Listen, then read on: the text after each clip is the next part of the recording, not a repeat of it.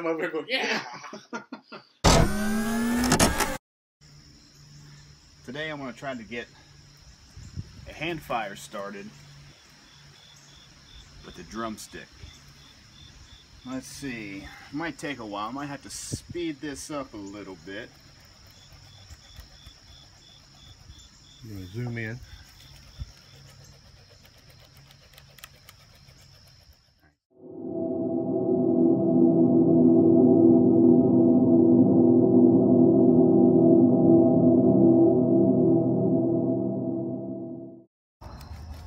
Well, that, my friends, is how you do it.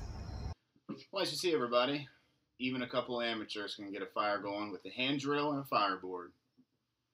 Or a hand drill and a fireboard.